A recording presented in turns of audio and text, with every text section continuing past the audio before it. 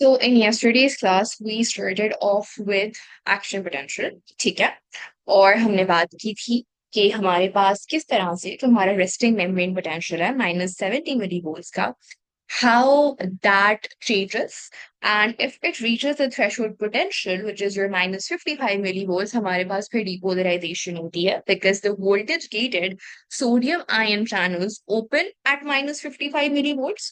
And once they open, the sodium ions start to enter inside the neuron inside the axon and हमारे पास because influx होना शुरू हो जाता है पॉजिटिव चार्ज का, तो हमारे पास जो मेम्ब्रेन पोटेंशियल है वो पॉजिटिव हो जाता है and it goes all the way up till +30।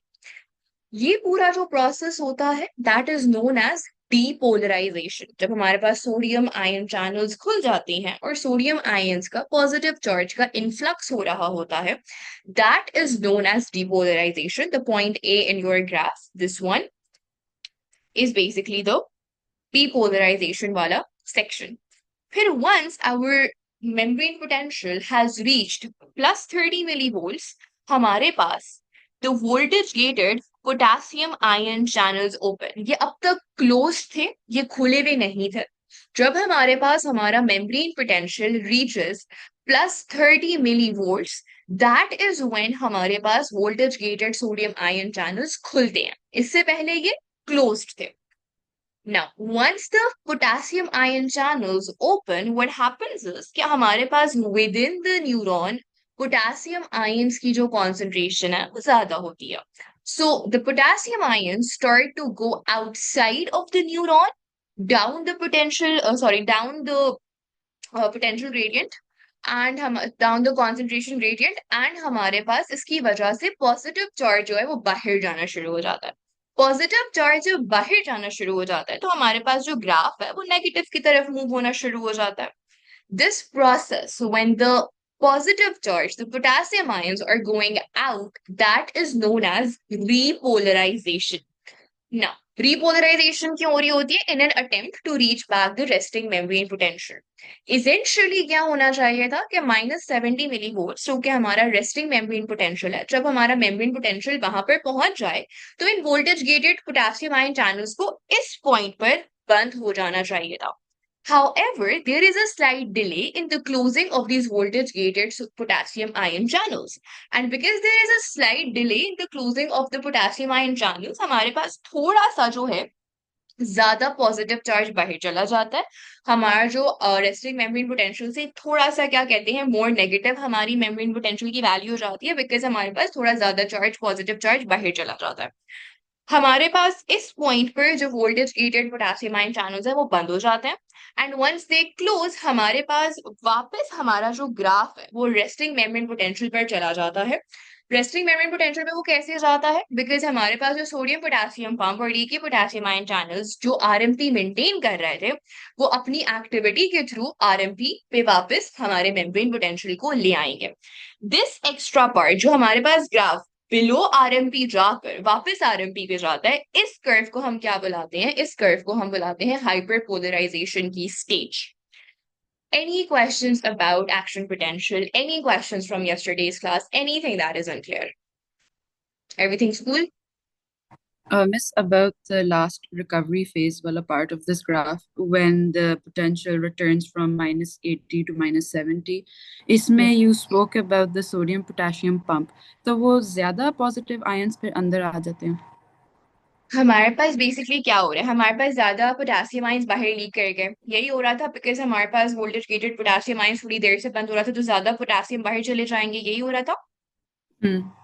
ना। हमारे पास जो ये इसका लोएस्ट पॉइंट है ना, इस लोएस्ट पॉइंट पे voltage gated potassium ion channels बंद हो गए। अब हमारे पास कोई भी फैसिलिटेटेड डिफ्यूजन नहीं हो रही, डाउन द पोटेंशियल ग्रेडियंट हमारे पोटेशियम आयंस बाहर नहीं जा रहे।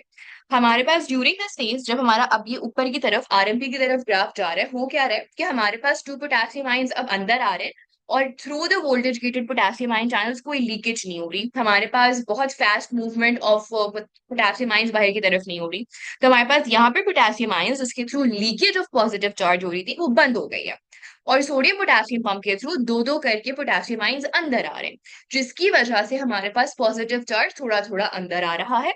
and it would come back to your -70 resting membrane potential. ठीक है? So, Miss, in simpler words, the extra ions that were sent outside, they're returned inside now. Yes, totally. ठीक है. GMR. Miss but like sodium potassium pump जो हम use करते हैं, 3 sodium will go out and 2 potassium will come in. तो अगर हम what do से हाइपर पोलराइजेशन वाली स्टेज में अगर हम सोडियम पोटेशियम पंप यूज कर रहे हैं बट देखा जाए तो ज्यादा सोडियम बाहर जा रहे हैं, doesn't it make it more negative? हमारे पास क्या हो रहा है? हमारे पास हो क्या रहा होता है कि हमारे पास through the sodium potassium pump basically 2 potassium are coming inside and 3 sodium are going outside. तो बाहर ज्यादा पॉजिटिव चार्ज है, अंदर कम पॉजिटिव चार्ज है। तो हमारे पास इस तरह से -70 मिली वोल्ट्स का आरएमपी डेवलप होता है, मेंटेन होता है। Is that correct? तो हमारे पास जो ये -70 की वैल्यू है, ये नेगेटिव ही तो है। हमारे पास हाइपर पोलराइजेशन में जब डिप आ रहा था तो क्या हो रहा था कि हमारे पास जो हमारे voltage gated potassium ion channels थे वो खुले हुए थे। तो पोटेशियम आयन्स बहुत ज्यादा बाहर की तरफ मूव कर रहे थे, जिसकी वजह से हम लोग ज्यादा पॉजिटिव चार्ज लूज कर रहे थे, अंदर पॉजिटिव चार्ज इतना रिटेन नहीं हो रहा था, जिसकी वजह से इनर एनवायरनमेंट मोर नेगेटिव हो जाती है। -70 से भी ज्यादा क्या कहते हैं हमारे पास, उसमें क्या कहते हैं, लेस पॉजिटिव चार्ज हो जाता है ना। हमारे पास अगर मैं ये रास्ता बंद कर दूं, इफ आई ब्लॉक दिस रास्ता, तो अब मेरे पास क्या है, इसके थ्रू पोटेशियम आयंस लीक नहीं कर रहे। इसके थ्रू अगर पोटेशियम आयंस लीक नहीं कर रहे तो अब मेरी वैल्यू वापस ऊपर आ जाएगी। यहाँ पर क्या हो रहा है, more potassium ions are going out, मतलब ज्यादा इफ्लक्स हो रहा है, जरूरत से ज्यादा पॉजिटिव चार्ज बाहर जा रहा है। Are you getting this amount? Negative -70 और -80 ये दोनों वैल्यूज नेगेटिव है। -80 का मतलब है कि अंदर अबाउट 80 टाइम्स लेस चार्ज है बाहर से। -70 का मतलब है कि अंदर क्या कहते हैं, 70 टाइम्स लेस चार्ज है बाहर से। हम अंदर और बाहर को कंपेयर कर रहे हैं। -80 में हमारे पास अंदर कम पॉजिटिव चार्ज है, ज्यादा नेगेटिविटी है। -70 पे हमारे पास अभी भी अंदर कम पॉजिटिव चार्ज है, बट इन कंपैरिजन हमारे पास यहाँ पर मोर पोटेशियम आयंस होंगे, मोर पॉजिटिव चार्ज होगा। Do you agree when we compare -70 with yes -80? समझ आ रहा है? जी मिस। ठीक है। तो हमारे पास दोनों वैल्यूज नेगेटिव हैं, बट हो क्या रहा है कि हमारे पास ड्यूरिंग दिस फेज जरूरत से ज्यादा पोटेशियम आयंस बाहर चले गए हैं, जिसकी वजह से अंदर हम और नेगेटिव एनवायरनमेंट डेवलप हो गया। जैसे ही हमारे पास ये रास्ता बंद हो जाएगा, हमारे पास एक दरवाजा हमने पोटेशियम आयंस के बाहर जाने का बंद कर दिया, जिसकी वजह से इनर पॉजिटिविटी थोड़ी सी बढ़ जाएगी। इसी वजह से -80 से हम -70 पर जा रहे हैं। Is this clear to all? Any questions? Miss जी, जो हमारा why do the voltage gate channels close देर से, इज लाइक मतलब या फिर नीचे जो जाते देर मस्ट बी रीजन है कि वो क्यों हाइपरपोलराइजेशन होती है। हमारे पास बेसिकली जो voltage gated potassium ion channels हैं, उनका मैकेनिज्म ये होता है कि the voltage that is required to close them that is -80 या बिलो -70। तो वो उसी पे बंद होंगे। देखो, एक एक ट्रिगर होगा फॉर देम टू ओपन, एक वोल्टेज होगा टू ओपन देम, एक वोल्टेज होगा to close them. Now the voltage that opens them that is +30, the voltage that closes them is around -80 -85। तो वो उसी वोल्टेज पे बंद हो सकते हैं, उससे पहले बंद नहीं होंगे। ठीक है? So okay that's why they're and voltage miss, gated. A voltage is deciding whether they would open, whether they would close. Okay miss, और मिस हाइपरपोलराइजेशन के बाद जो स्टेज है उसका क्या नाम था? हाइपरपोलराइजेशन की बात तो कोई स्टेज नहीं है हमारे पास। देखो, ये पूरा नहीं, प्रोसेस जो इज ऊपर दोबारा आ रहे थे, hyperpolarize. You said some word for it, like नहीं, हमारे पास 3 स्टेजेस होती हैं। We have depolarization, repolarization and hyperpolar. This entire thing is hyperpolarization. Okay जब ओके तक -70 पर बाहर नहीं आ जाता, that is known as hyperpolarization. There is a question of Amar. Let me see. So during hyperpolarization, these leaky potassium channels are closed. No, leaky potassium channels are different, Amar. voltage gated potassium channels are different. Leaky potassium channels are open channels. ये voltage की changes की वजह से open and close नहीं हो रहे होते. Voltage gated channels जो हैं वो हमारे पास क्या कहते हैं, ओपन एंड क्लोज हो रहे होते हैं. हमारे पास बहुत सारे ट्रांसपोर्ट प्रोटीन्स होते हैं. देखो हमारे पास क्या क्या होगा. एक तो हमारे पास हमारा फेवरेट सोडियम पोटेशियम पंप होगा.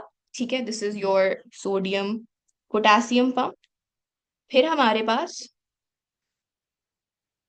लीकी पोटेशियम चैनल्स हैं. कल मैंने लीकी सोडियम आयन चैनल्स भी बताए थे, बट वो हमारे सिलेबस का इतना इंपॉर्टेंट पार्ट नहीं है, इसलिए वो मैं यहाँ पे ड्रॉ नहीं करी. लेकिन वो भी एग्जिस्ट करते हैं, लेकिन वो बहुत कम होते हैं in comparison to the potassium ion channels. ठीक है. फिर हमारे पास दो वोल्टेज गेटेड चैनल्स होते हैं. वो दो वोल्टेज गेटेड चैनल्स कौन से होते हैं?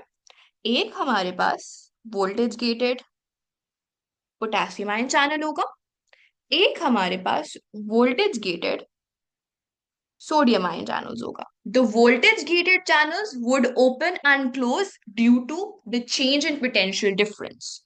The leaky channels are always open. They are open channels. Open channels को हम leaky channels बुलाते हैं.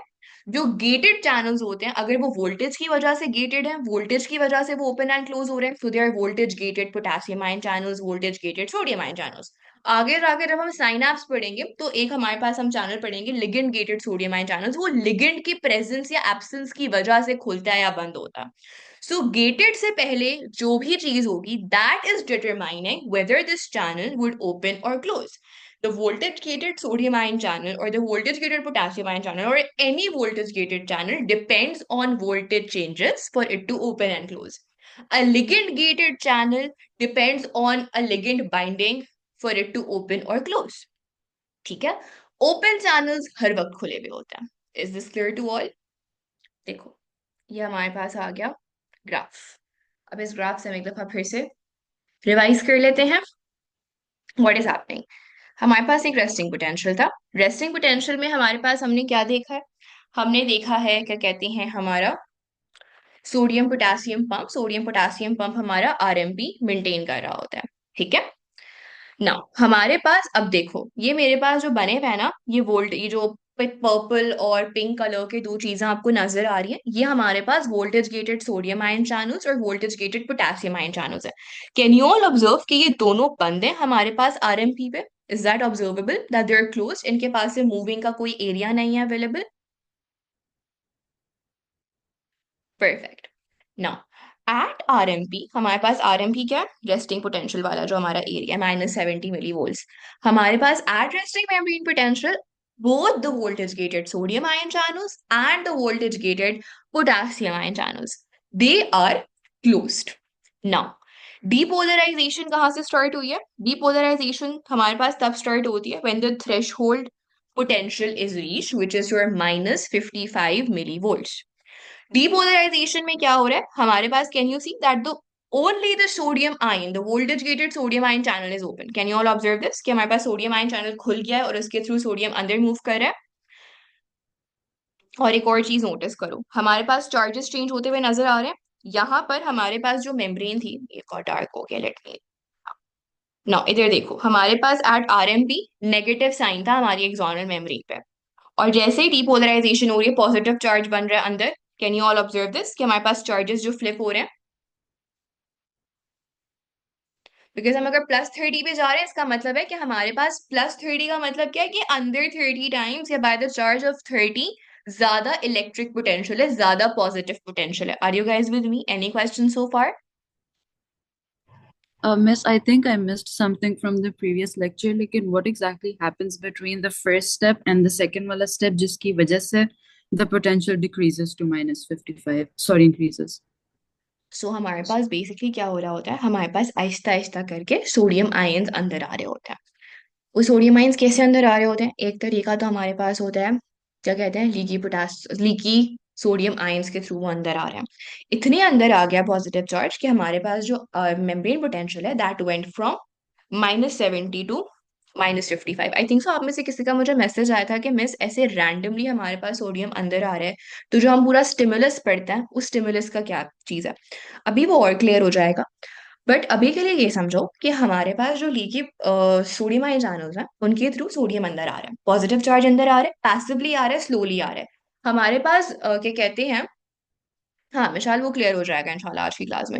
लेट्स से अगर हम sodium ion channels to potassium ion channels का रेशियो करें ना, लीकी सॉरी, एक minute, this is your leaky sodium and this is your leaky potassium.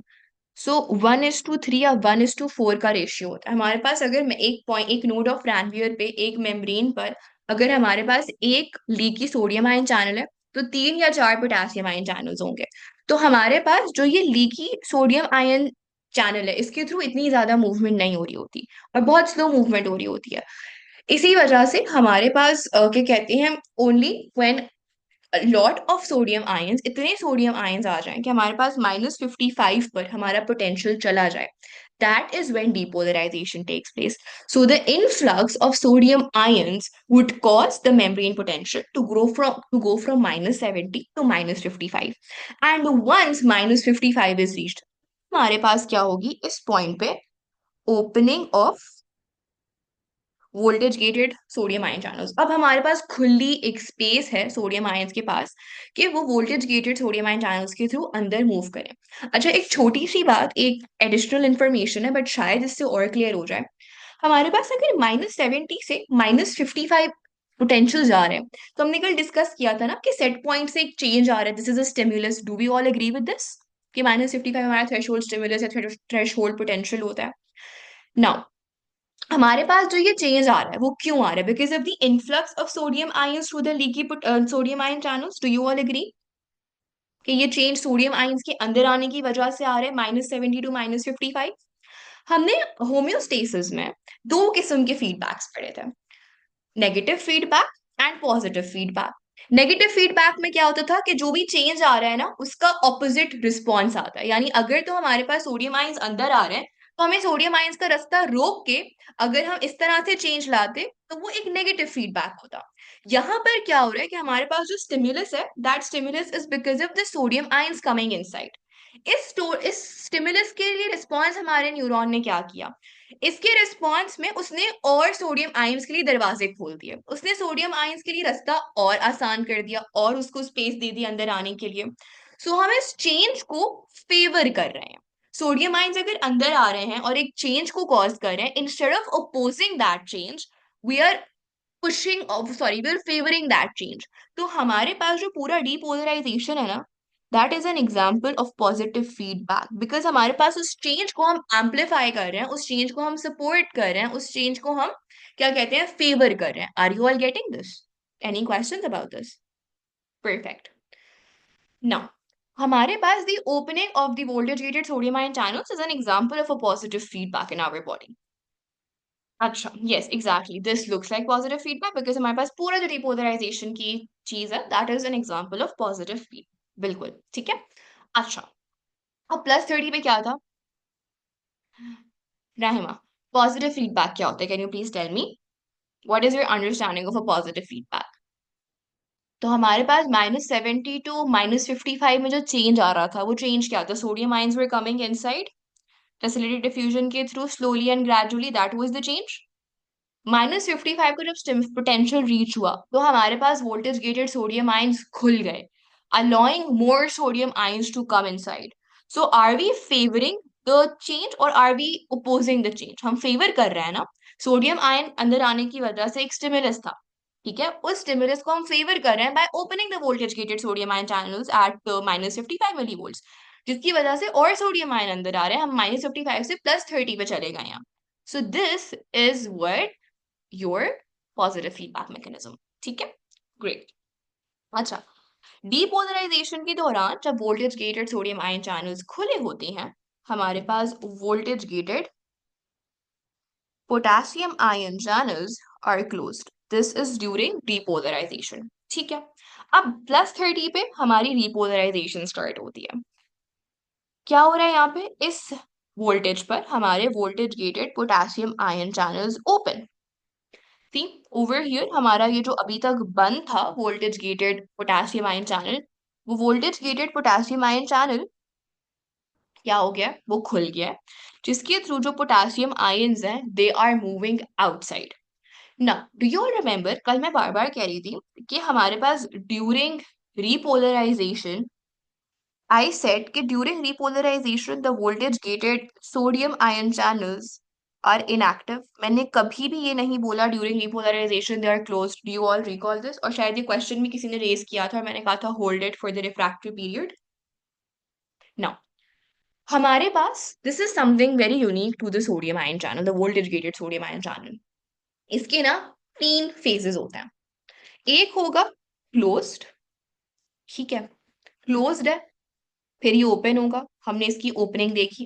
पहले यहाँ पर ये क्या था, ये क्लोज था, फिर यहाँ पर ये ओपन हुआ। ओपन होने के बाद ये फौरन क्लोज नहीं होता, ये पहले इनएक्टिव होता है। इसकी एक इनएक्टिव स्टेज आती है और इनएक्टिव स्टेज से ये क्लोज होता है। सो क्लोज से ओपन, ओपन से डायरेक्टली क्लोज नहीं होगा, it would first become inactive.